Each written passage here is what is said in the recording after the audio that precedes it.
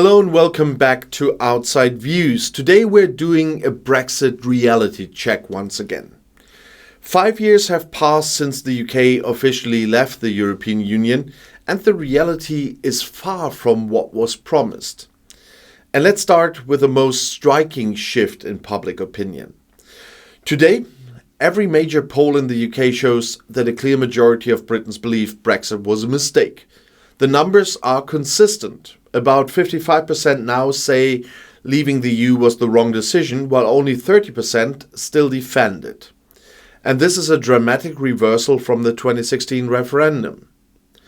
So why has this shift happened? Because Brexit has failed to deliver the benefits that were promised. Where are the Brexit advantages?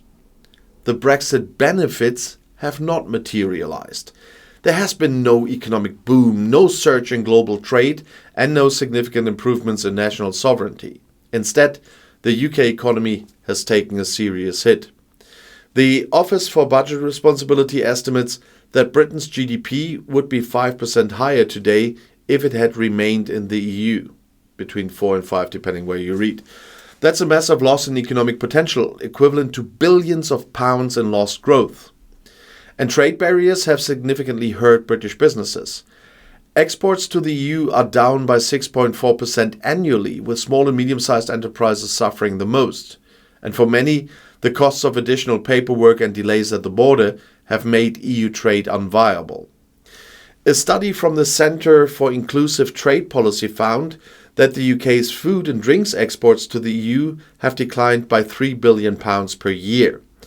And despite Brexit being sold as an opportunity to expand global trade, Britain has struggled to secure major new trade deals. A deal with the United States has not materialized, and existing agreements with Australia and New Zealand provide very little economic benefit. And the financial sector is also taking a hit, and there we still have transitional periods. But since Brexit, 40,000 finance jobs have moved from the City of London to EU financial hubs like Paris, Frankfurt and Dublin. The UK's financial dominance in Europe is weakening, with regulatory divergence making it harder for British firms to operate across the EU.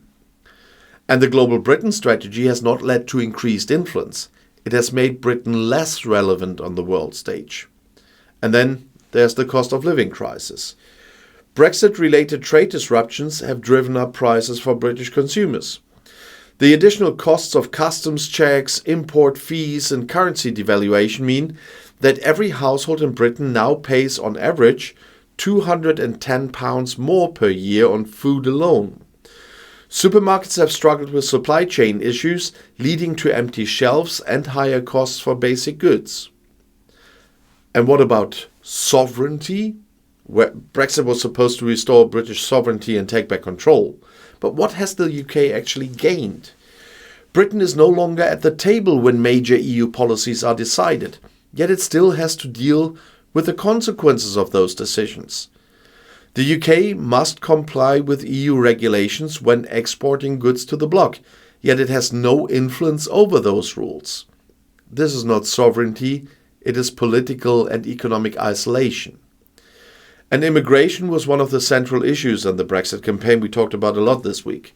Supporters promised that leaving the EU would reduce migration, but the opposite has happened.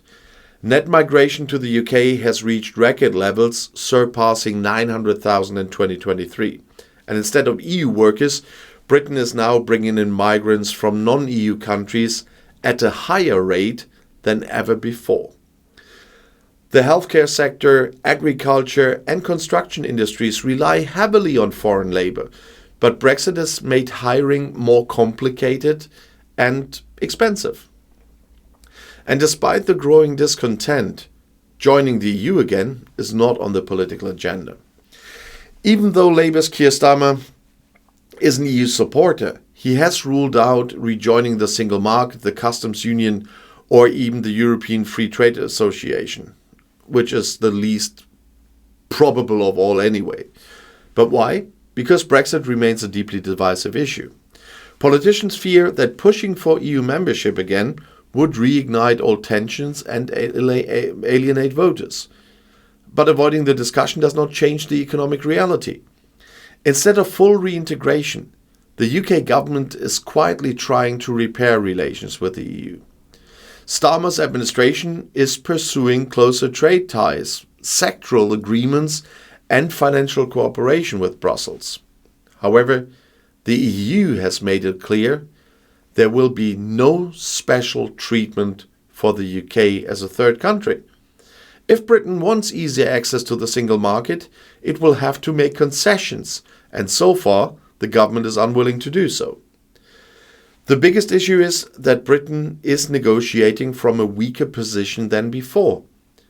Before Brexit, the UK was a major player in EU decision-making. Now it's on the outside, trying to negotiate from a position of diminished influence. The cherry-picking approach, where Britain wants economic benefits without obligations, has been firmly rejected by Brussels. So what happens next? Public opinion will continue to shift in favor of closer EU ties, but unless there's a political leadership willing to act, Britain will remain stuck in limbo. And Labour's cautious approach means that Brexit is unlikely to be reversed anytime soon, but the costs will keep piling up. The longer Britain waits, the harder it will be to reintegrate into European structures. And the Brexit reality check is clear. Britain is paying a heavy price for its decision to leave the EU. There is no economic boost, no trade advantage, and no greater sovereignty. Instead, the country is poorer, weaker, and increasingly isolated. The question is no longer whether Brexit was a mistake. The evidence is overwhelming. The real question is, when will Britain finally acknowledge it and do something about it?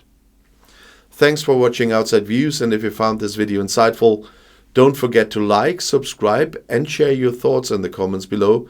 See you next time, and the next video is right here in the end screen.